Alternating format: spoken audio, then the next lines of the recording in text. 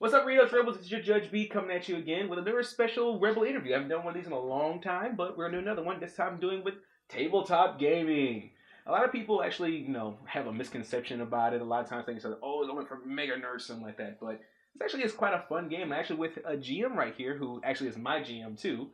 Get a little information. He's been doing this for years, as far as I know. Is that correct? That's correct. Howdy, everybody. I'm Justin S. Davis, and as Jonathan mentioned, I am his game master for the Mutant Future role-playing game.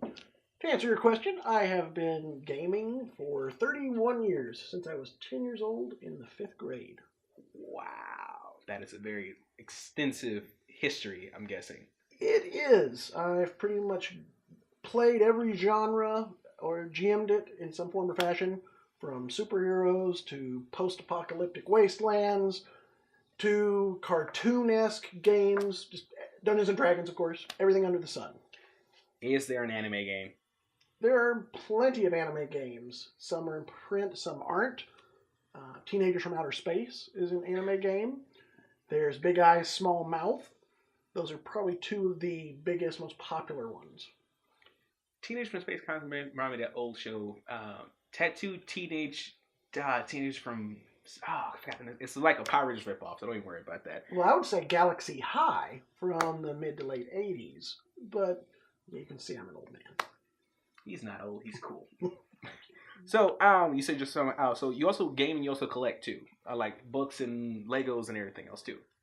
I have a wide variety of interests, which can translate into I collect and like too much cool stuff. I like movie posters, Legos, goofy action figures, dice. If it's neat, I like it. I have to really work hard to suppress my hoarder instincts. So yeah. It's okay. A lot of us have that too. Trust me. A lot of my viewers actually are really big anime and game collectors. Like I've seen collections up to bookshelves high, and I wish I could do something like that, but no. There reaches a point as you get older where you get tired of moving it when you move. So I'm better than I used to be. I have less stuff, but yeah, it's really hard to suppress the urge. But it's always good to have more stuff, though. Stuff is awesome. I'm fond of stuff. So you said your earliest thing was earliest of gaming was 10. 10 years old. Tell us about that. My earliest gaming memory was before I was even playing, and what I mean by that is I was in 5th grade riding the school bus. And the 6th graders, the so cool 6th graders, would talk about their Dungeons and Dragons game that they played over the weekend. So every Monday afternoon on the bus ride home, I would listen to these older cool kids talk about how they played all the weekend. And I grew up in a pretty conservative, churchy, South Texas, Southern Baptist family. So Dungeons and Dragons was taboo, which means I wanted to know everything I could about it. And so listening to these kids talk, and they really weren't cool. They were the dorks of 6th grade. One particular weekend, I want to say it was after a Memorial Day. It was an extended 4-day holiday, Labor Day, something like that.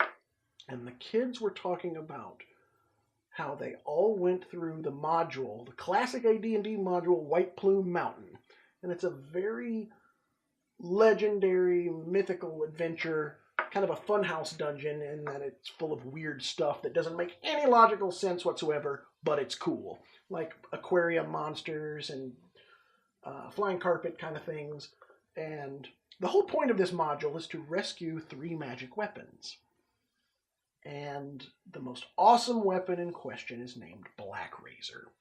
And Black Razor is a sword that when it kills you, it steals your soul. And it's an ebony blade and pitch black, except it's infused with all these glowing starlights. For every soul it steals, it gets another little glowing star on the blade. It is a complete and total ripoff of Elric and his sword Stormbringer from Michael Moorcock's work. But it's a cool, awesome, amazing sword, and when you're 11 years old, it's the greatest D&D weapon ever. So sounds pretty awesome. It does sound amazingly awesome, and I was entranced listening to these 6th graders talk about how they went through White Plume Mountain to get this sword. Except there were 6 of these players, and as they're weaving their tale, they all talked about how they got their own Black Razor sword. The party fighter had a Black Razor, the party thief had a Black Razor, the party cleric, the wizard, everyone in this party had their own Black Razor sword. And Ooh, that yeah. face, that expression you're making was kind of on my face too, because I didn't really know anything about Dungeons and Dragons, and I didn't really know anything about the hobby, but I kind of knew that didn't make a lot of sense. If there's one sword, how do they all have one? Exactly. Like, it's just like, sorry, I'm going to reference something that I don't like, but still, I'm going to talk about Pokemon, all these legendary Pokemon, but everyone has a legendary Pokemon. Everyone has a legendary Pokemon. So yes, everyone in this party had the Black Razor sword. And I finally chimed up from the peanut gallery. And I never talked to these guys really. I just hung on their every word after their gaming weekends. And I asked, hey, how do you all each have a Black Razor sword? And they looked at me like I was the dumbest, most ignorant noob alive. And I'll never forget this. His name's Billy Blackwell, and he was the most condescending, snide, superior, smug 6th grader you've ever met. And he looked at me and said, we played through that module 6 times over the 3-day weekend so we could all get a sword. And he said it in such a way that it makes total sense, and it should have been obvious. But, okay, they completed the adventure, got all the treasure, started all over, played through it again 6 times. And they kept all their equipment. Kept all the equipment, kept all the swords, all the weapons. And it gets easier over time, of course, because the first way through, they know all the riddles, they know all the monster weaknesses. So they essentially broke the game so each of their characters could have this Black Razor sword. That is my first D&D memory. Before I even played the game and picked up dice of my own, that was Dungeons and Dragons to me. So your first experience was guys pretty much cheating and breaking the game. Absolutely. Yes, and telling a ridiculous story, and that made me more entranced by the game, actually, because I wanted to figure out what kind of game lets you cheat and break the rules, because I was very particular about board games. We played a lot of them at home, and rules are rules, man. You don't violate it. So how does Dungeons & Dragons let you do this? And that kind of opened the doors for the role-playing hobby. Trying to figure out what the hell those guys were up to. Did you ever call them out on their shit afterwards? I did not, because by the time I realized that I could call them out on their shit, they'd gone on to 7th grade, and I was a 6th grader, and the way it works, they're always a step ahead. But I would love to track down Billy Blackwell or Roby Denmark or Gary Davis and tell them, remember their names even, that, what the hell were you guys doing? Look at you like, what are you? That was in 7th, 6th grade, dude. It left that big a memory, that big an impression. I completely understand. And after that, I got into D&D, but because I had churchy relatives that were scared of the devil, and Dungeons and Dragons was all about the devil in the early 80s, I was able to parlay my interest in role-playing into other genres.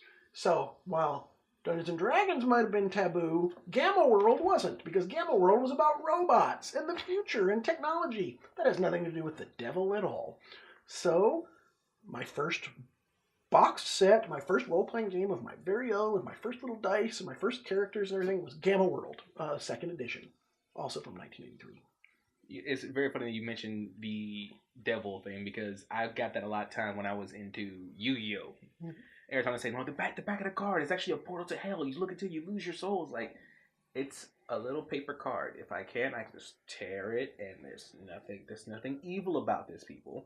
My relatives were the type that quit buying Procter & Gamble products and toothpaste, because back in the 80s, Procter & Gamble had a logo of this little old bearded man in a tree that allegedly, if you looked at the beard at just the right angle, it had the number 666 hidden in it. So because there was allegedly devil numbers on this major multinational corporation's logo, they quit buying toothpaste and changed to other brands. And so that's the environment.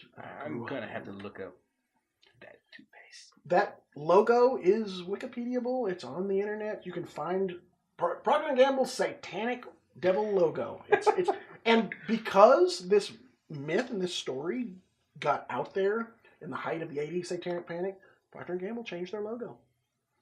That little wizard man was long gone after about 1984-85 because of people like my relatives. I'm sorry to hear that. Crazy times, man. Crazy times. So you've been doing this for 31 years, and like I said, you're my GM, but I've actually never seen you play, so I was wondering, which one do you like better? You like GMing or you like playing, or what exactly? I seem to suffer the curse that a lot of GMs suffer, is that we're always the GM. Part of it's because we get stuck with it. No one wants to run a game, and I really want to play a game, so fine, I'll run it if you'll play it, because at least that scratches some of the itch.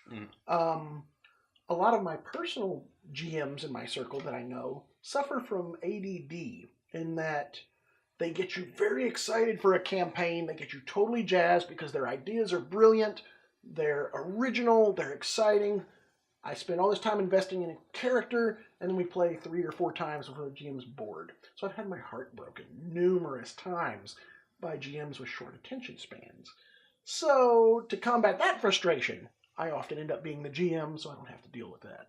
But I love to play just as much as I love to GM. I'm comfortable on either side of the screen.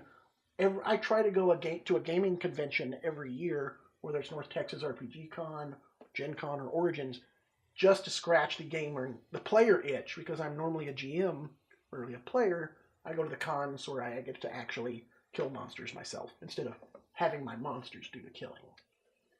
But there has to be a little bit of something that's like, I can kill you all right now. That, like, omniscient feeling. The secret to my GMing success is to not do that. I do not like to pull omniscient strings and screw over the players. But what I do love is putting out enough hints and traps and tricks so that the players end up killing themselves.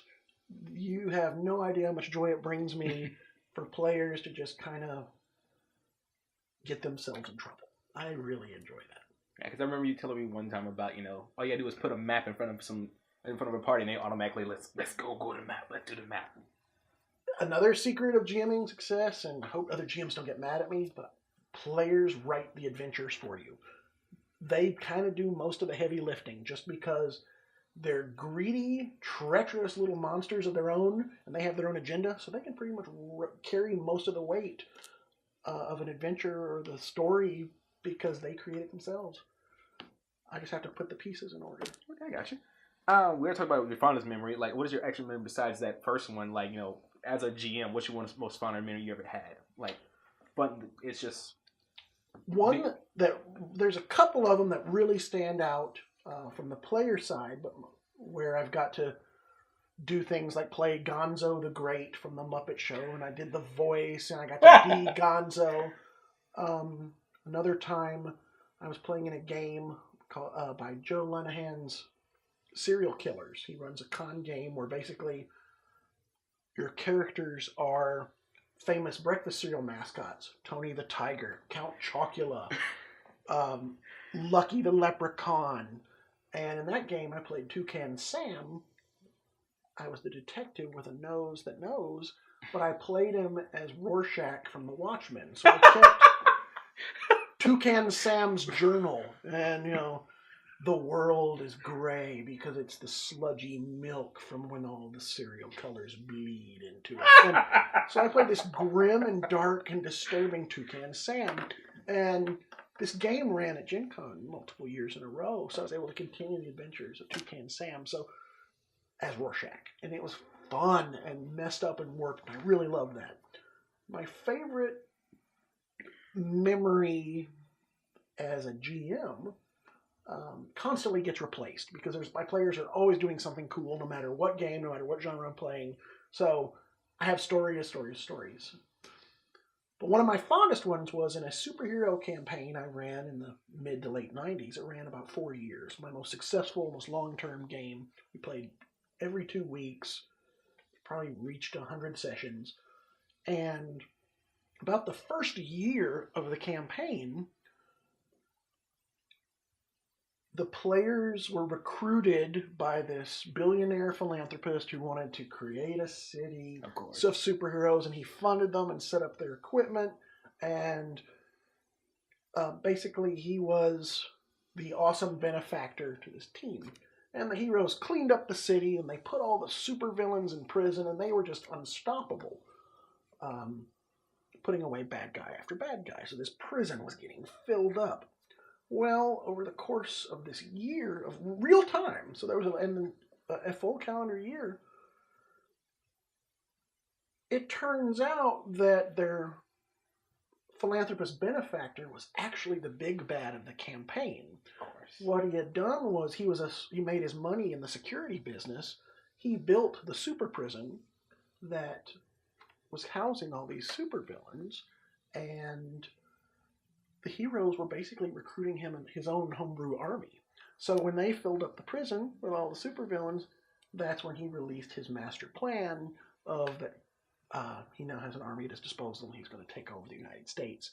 And the kicker of this thing, before I pulled that rug out from beneath them, is that I had an NPC hero that I played that was a member of the group, that was a traitor, that was actually dating one of the female players. So being a superhero game, it's full of romance and that kind of stuff. And so there's talk of a superhero wedding, and she was going to marry the traitor, but he had a change of heart, and it got complicated and goofy and soap operatic. And you never felt guilty about that? Not at all. In fact, the best part is when this mastermind revealed his master plan on national TV, and he's this little kindly old man, and he's telling he's monologuing in true Incredibles fashion. Of course. And at the end of his monologue on national news, he takes this mask and he puts it on and he reveals his supervillain name.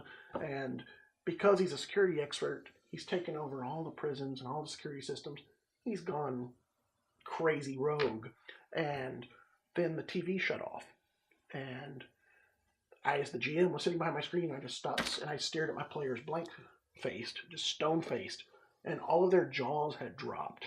And the female player she had tears in her eyes because I betrayed her so badly that her romance was this backstabbing thing. But he gave his life to, it was complicated and messy, but none of them saw it coming. I completely blindsided them. It was awesome.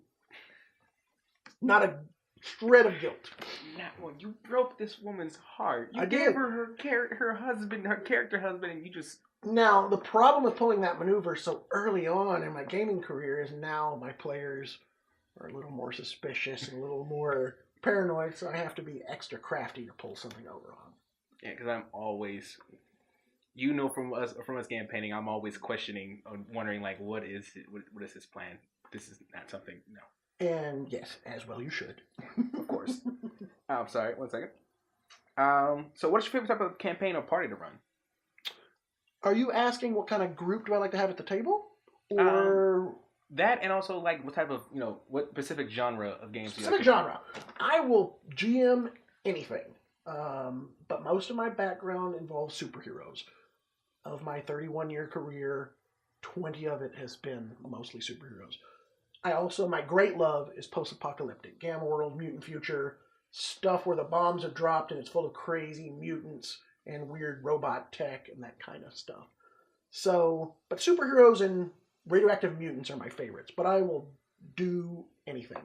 As far as my favorite kind of party I like to run, I like players that are there for fun and not for one-upsmanship or trying to break rule systems. I know a lot of engineers, a lot of mathematical, mechanical type people that love taking rule systems out for test drives like they were sports cars. They like finding out the limitations. They like maximizing their characters to be at peak efficiency. They like seeing what they can do to ruin it sometimes. And that really grates. So I like people that are there for fun, to goof off, have some laughs, and don't take it too seriously. I also like to make sure that there's at least one woman at the table, because if I've learned anything, it's that women bring an amazing dynamic to the table because they think of solutions that guys wouldn't have thought of. Interestingly, they're often more murderous and terrifying than the dudes. Ladies at the table can be pretty scary, but I love having them there. I really actively encourage my other GMs to have integrated tables. Always have ladies there. So also, I found out recently about you too, but you've had some work published too. I have. Most of my stuff is out there for free on the interwebs. I blog a lot. But I've been published by Skirmisher Publishing, run by Michael Varhola, and I've been in the D-Infinity magazine. They published one of my adventures. And Dustin Brandt who has a blog and a magazine called Fire in the Jungle. He's used some of my monsters in his official publications, where I got paid for them and everything. So yeah, I have some published work out there. Can you tell us a little bit about the one that got published in D-Infinity? D-Infinity? Yeah, it was a module set in post-apocalyptic Houston. It's called The Ruins of Woebrook, where Willowbrook Mall, which is standing there right now in the 1960 area, has been bombed into oblivion and is now a radioactive ruin full of loot and treasure and some disturbing mutants that I'm quite proud of. And so the players go in and hijinks ensue. Yeah, that is awesome. We will have to put a link. Well, there will be a link in the description about where to go read this and see how it is. When it comes to writing your campaigns, where's exactly do you draw inspiration from? Because this one you said was in Houston. Do you always base it somewhere in reality, or do you try to go somewhere else with it? Well, if I'm going to run a post-apocalyptic game, I will definitely base it on where I live. Not only is it so much easier for mapping purposes and geography purposes and architecture purposes, but the players have an innate familiarity with it that does a lot of bridging the gaps to embrace the genre. You know, a lot of games require a big buy-in or investment from the players. You know, if you're playing a Star Frontiers game or a space opera game, you're all set in space, and there's intergalactic travel, and there's planets full of aliens. You know, you have to have the suspension of disbelief. Supernatural games, you have to embrace the fact that, yes, there are occult forces and sorcery and witchcraft and monsters in the dark. The post-apocalyptic genre that I like, which is full of mutants and radioactivity, isn't really that realistic. There are lots of realistic post-apocalyptic games that deal with constant radiation poisoning, constant starvation, constant fuel depletion. That's not what really gets me excited. I like flying batwing mutants that shoot cold lasers and cyborg player characters and just really gonzo goofiness. So the inspiration comes from setting it in a realistic setting. I will set my goofy game in Houston. That way the players are familiar with the landmarks. The technology is easier to embrace because I can say, all right, you discover a rusted iPhone instead of having to make something up on the fly. I try to have as big as a basis of reality in big freaking air quotes as possible when I do post-apocalyptic. When I do superhero games, I'll do anything. I've run them in real time, you know, superheroes set in the real world, set in Houston, but it's easier to make up a city, you know, go with the Gotham Metropolis model. That way you don't have to worry about realism and you can just go crazy. As far as where else I get inspiration, I rip off anything and everything. I watch a lot of movies, read a lot of comics, watch a lot of cartoons, read a lot of novels. Just everything is stealable. Little tangent here. You like post-apocalyptic and watch cartoons. You have seen Adventure Time, have you not? I've seen Adventure Time.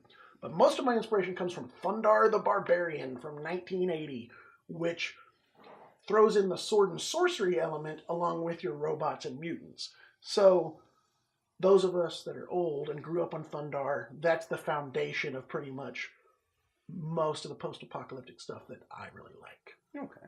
Highly recommend it. We'll take a look at it. Now, like I say, you've been 31 years. 31. Has there ever been times where you're just like, you know what, maybe I'm just done with this, or maybe I'm too old for this, or it's just like, this really isn't fun anymore. Why am I still doing this? Never. I love the hobby. I love the recreation. I love the creativity. The only thing that sours me on it is sometimes the people that I'm playing with. And I have a firm and fast rule for doing this so long is that I won't game with someone that I won't have a beer with or that I won't enjoy a dinner with. If I don't like hanging out with you, I really don't want to spend hours playing games with you. When you're a teenager and in your 20s, the game is most important. I knew so many people, and I was one of them, that I cared more about the game than the people. I didn't care if I hated you. Mm-hmm. I would still game with you because the character was more important. The story was more important. I would suffer you just to make sure we leveled up, just to make sure we beat the bad guy. As I got older, I realized the people are more important, and it's about the sense of community and camaraderie and the laughs and the friendships that develop. So the people are what make the game, and getting rid of elements that I wouldn't want to associate with in my spare time keeps the game happy and fresh for me. Have you ever had to kick someone out of the game when you GM'd? I have had to break up with some players before, say it wasn't working out. I think every GM has had to do that in some form or fashion. It's either that or the game dies, and unfortunately somebody has to get the short straw. If there is somebody that is ruining the game for everyone else, you have to kick them out. And oftentimes, the person who's ruining the game isn't really having that much fun to begin with. They're either trying to destroy things because they're bored or malicious, and I've known both. So it's kind of best for both parties. You just have to have the guts to be willing to pull the trigger first. So, yeah. I've had to kick some players to the curb because it just wasn't working out. It always sucks to happen, but everyone has that kind of experience. Sure. I would think so. Now, earlier you said you blogged a lot of this stuff too. Mm-hmm. Where can we check out your blog and see?